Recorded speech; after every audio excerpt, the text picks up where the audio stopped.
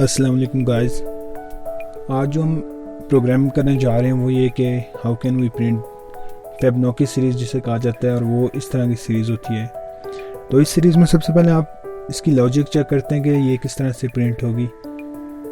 आप देख रहे हैं अभी स्क्रीन पे कि 1+2 जो होता है वो 3 होता है, 3+2 5 होगा, 5+3 8 होगा, 8+3 8+5 13 होगा। यानी ये इस तरह की सीरीज़ है कि इसमें आगे वाली टर्म पीछे वाली टर्म से प्लस हो रही है और आगे एक नए रिजल्ट के तौर पे एक टर्म आ रही है हमारे पास।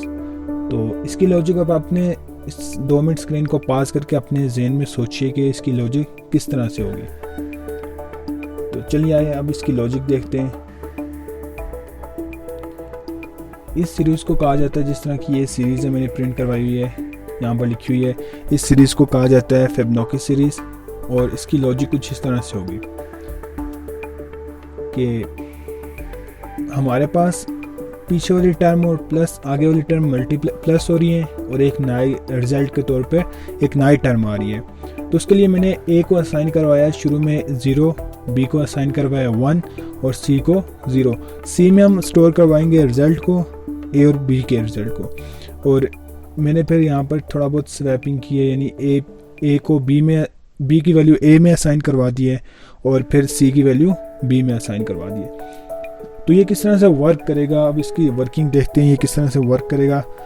तो यहाँ पर मैं लिख रहा हूँ कि ए प्लस, सबसे पहले ए की क्या वैल्यू है। अभी हमारे पास ए की वैल्यू है, ए में मैंने सबसे पहले असाइन करवाया, इन दो को देखने अभी हमने। तो अभी मैंने असाइन करवाया, ये देखा, ए में मैंने असाइन करवाया बी की वैल्यू। तो यहाँ पर ए हमारे पास हो जाएगा, बी की वैल्यू हमारे पास 1 है, ये वाली। तो हमारे पास ए हो जाएगा 1 एंड बी क्या होगा हमारे पास, बी में मैंने असाइन करवाई है 0 की वैल्यू, ये। तो अभी सी में हमारे पास 0 है, तो बी क्या होगा 0, बी इज इक्वल टू 0। और इसका रिजल्ट क्या होगा, C is equal to A plus B. A और प्लस बी इन दोनों को प्लस करना है, इसमें इसका रिजल्ट C में स्टोर करना है। तो C में 1 + 0 1 होगा। अगेन ए हमारे पास। अच्छा, अब हम वो देखेंगे वैल्यूज़ जो हमने इससे पीछे, जो आइट्रेशन यानी जो लूप इससे पीछे चली है।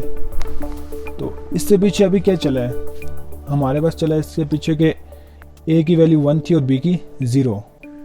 अब ए में मैंने बी की वैल्यू असाइन करवाई हुई है, तो A is equal to B यहाँ पर 0 है, तो A is equal to 0 and B की क्या वैल्यू, बी में मैंने असाइन करवाया हुआ है सी की value.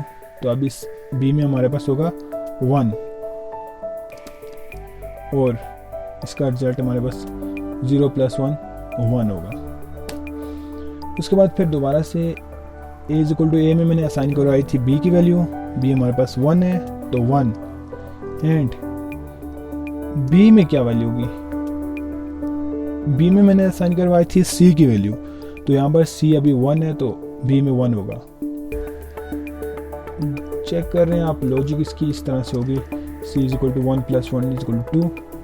Again A is equal to 1 and B is equal to, B में मैंने सी की वैल्यू असाइन करवाई थी, तो सी 2 है अभी, 1 + 2 3। ये कुछ इस तरह से लूप चलेगी। आप देख सकते हैं कि जो मैंने सीरीज़ लिखी हुई है एक, इसी तरह से जा रही है, 1 1 2, फिर उसके बाद 3, फिर 5 आएगा, 8 आएगा। आप खुद चेक कर लेना लॉजिक इसकी। अब इसकी जाते हैं कोडिंग पे। तो कोडिंग पे सबसे पहले हम मेन फंक्शन इंट मेन, इसकी बॉडी, देन इंट हमें चाहिए होगा ए बी और सी।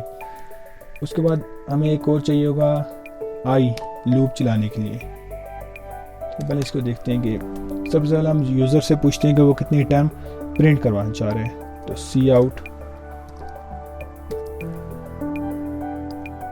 how many times you want.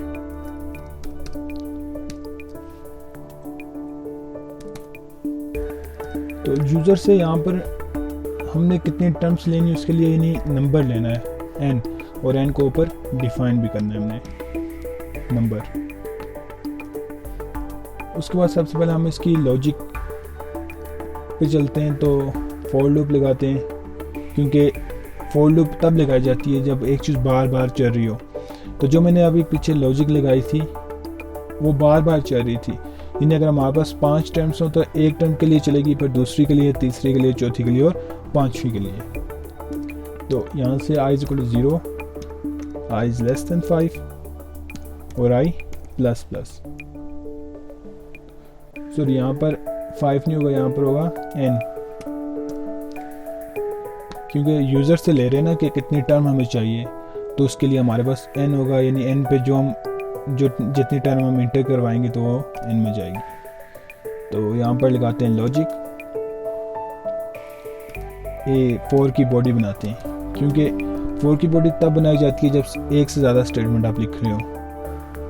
a = b, b = c और c = a + b। ये हमारे पास थी लॉजिक, और सिंपल हमने यहाँ पर प्रिंट करवा देना है cout।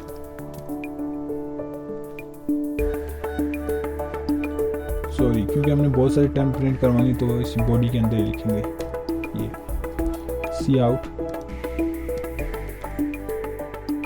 c, और स्पेसिंग के लिए थोड़ी सी स्पेस दे देते हैं। अब लेट्स चेक क्या होता है। यहाँ पर मैं लिख लेता हूँ फेबनोकी।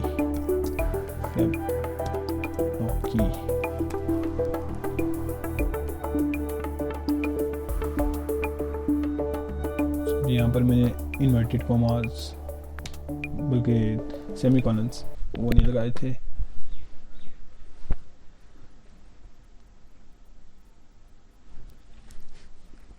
How many terms you want में कह रहा हूँ कि मुझे 8 टर्म चाहिए।